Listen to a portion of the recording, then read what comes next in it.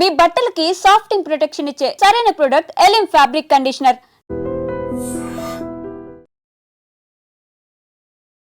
ప్రస్తుతం మనం ఉంది Hyderabad film Nagar police station ముందర. యాక్చువల్లీ ఈరోజు ఒక బ్యాడ్ న్యూస్.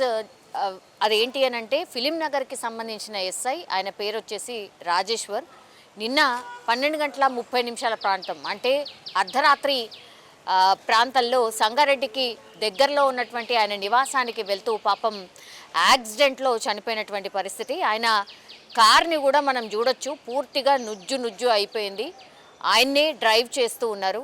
మొన్నటి వరకు కూడా మనకు తెలుసు అంటే బోనాలు స్టార్ట్ అయ్యాయి కాబట్టి సిటీ వ్యాప్తంగా బల్కంపేట ఎల్లమ్మ బోనాలు ఘనంగా జరుగుతున్నాయి కాబట్టి ఈ 3 రోజుల పాటు ఆయన బల్కంపేట ఎల్లమ్మ దేవాలయం దగ్గరనే ఆయన విధులు నిర్వహించడం జరిగింది.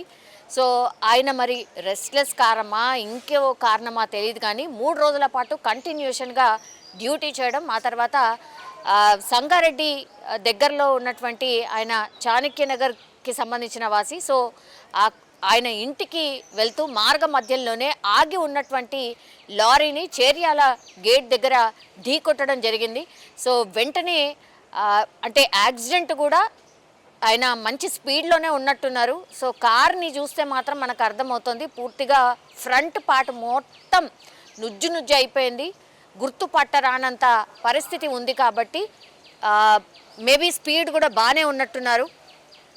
రాత్రి అట్లాగే రెస్ట్లెస్ కావడం, దెన్ ఆగి ఉన్నటువంటి లారీస్ ఒకవేళ వెనకాల రేడియం లాంటిది ఏమీ లేకపోతే మాత్రం ఆగి ఉన్నటువంటి ఏ వెహికల్ కూడా కనిపించదు కాబట్టి అట్లనే జరిగి ఉంటుంది అనుకుంటున్నారు.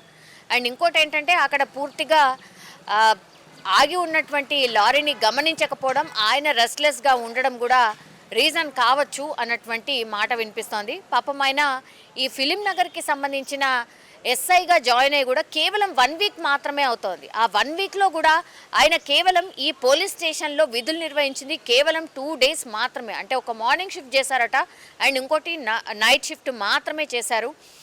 మిగతాదంతా కూడా అవుట్డోర్ అంటే బల్కంపేట ఎల్లమ్మ దగ్గర డ్యూటీ చేయడం జరిగింది.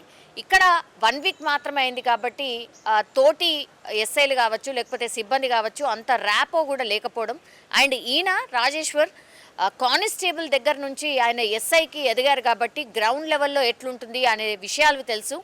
అండ్ వచ్చినప్పుడు కూడా ఆయన చెప్పారట, నేను చాలా ఫ్రెండ్లీగా ఉంటాను, నేను కింది స్థాయి నుంచే వచ్చాను కాబట్టి మీరు నాతోని ఏదైనా షేర్ చేసుకోవచ్చు, నాకేమైనా చెప్పొచ్చు, ఇక్కడ ఫిలిం నగర్లో ఎట్లాంటి సిస్టమ్ ఉంటుంది, ఏముంటుంది ఏంటి అనేది కూడా మీరు నాకు చెప్పొచ్చు అని చాలా ఫ్రీగా మాట్లాడినరు అని పాపం తోటి సిబ్బంది కూడా చెప్తున్నటువంటి పరిస్థితి. మనం పోలీస్ స్టేషన్ లోపలికి వెళ్ళలేం, బికాజ్ అఫీషియల్గా మనం పర్మిషన్ తీసుకుంటే కానీ లోపలికి వెళ్ళలేం. యాక్చువల్లీ ఆయన సీట్ ఎక్కడ కూర్చున్నారు, ఆయన ఏంటి విధులు అనేది కొంత చెప్తారేమో అని ప్రయత్నం చేశాను కానీ లేదండి, అఫీషియల్ ఎవ్వరు లేరు. అందరూ కూడా పాపం క్రిమేషన్ సెరమనీకి వెళ్ళినరు. ఆయనకు భార్య అండ్ 2 పిల్లలు కూడా ఉన్నారు. మంచి పొజిషన్కి రావాలనుకుంటాడు, ఒక మంచి ఆఫీసర్గా ఎదగాలనుకున్నటువంటి టైంలో కేవలం ఇక్కడికి వచ్చి కూడా 1 వీక్ మాత్రమే అయింది. మాకు కూడా కంప్లీట్గా తెలీదు. సో ట్రాన్స్ఫర్స్లో భాగంగా, ప్రమోషన్స్లో భాగంగా ఇట్లాంటి విధులు మారడం, ట్రాన్స్ఫర్లు కావడం చాలా కామన్. అందులో భాగంగానే ఎస్ఐ రాజేశ్వర్ కూడా ఇక్కడికి రావడం జరిగింది. ఆయన మంచి ఎక్స్పెక్టేషన్తో మంచిగా డ్యూటీ చేయాలి అన్న దాంతోనే వచ్చిండ్రు. కానీ 1 వీక్ లోపలనే ఆయన చనిపోవడం నిజంగా బాధాకరం అంటూ కూడా, సో అక్కడ సిబ్బంది కూడా ఇది అత్యంత బాధాకరమైనటువంటి విషయం అని కూడా వాళ్ళు కూడా చెప్పడం జరుగుతోంది. సో ఫిలిం నగర్కి సంబంధించిన ఎస్ఐఏ ఈరోజు మార్నింగ్ అత్యంత దారుణంగా ఒక యాక్సిడెంట్లో చనిపోయారు అన్నటువంటి వార్త తెలిసిన తర్వాత మాత్రం పోలీస్ డిపార్ట్మెంట్కి సంబంధించి ఈ మధ్య కాలంలో జరుగుతున్నటువంటి ఇన్సిడెంట్స్ని మళ్ళొకసారి గుర్తు చేసుకున్నటువంటి పరిస్థితి. చాలామంది ఇప్పుడు ఎస్ఐ రాజేశ్వర్తో ఉన్నటువంటి సాన్నిహిత్యం కావచ్చు, ఆయనతో పాటు డ్యూటీ చేసినటువంటి వాళ్ళు కూడా పాపం బాధపడుతున్నారు. ఎందుకంటే కేవలం 1 వీక్ మాత్రమే అయింది. అండ్ ఆయన కింది నుంచి పై స్థాయికి ఎదిగిండు, కష్టపడి ఎదిగిండు. సీనియారిటీ వైజ్గా ఆయనకు ఎస్ఐ పొజిషన్ వచ్చింది. కానీ ఎస్ఐ పొజిషన్ వచ్చిన కొన్ని డేస్ కూడా ఆయన తన డ్యూటీని నిర్వహించలేకపోయిండు.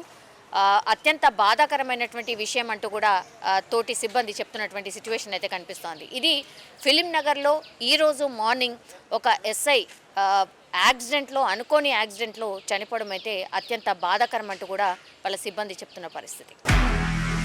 నిజంగా ప్రస్తుతం ఉన్నటువంటి సమాజం దేనికి ప్రయారిటీ ఇస్తుంది? ఆర్థిక సంబంధాల చుట్టూ మాత్రమే తిరుగుతోంది. మళ్ళీ ఎన్నికలంగానే చాలా విరక్తి కలుగుతాం.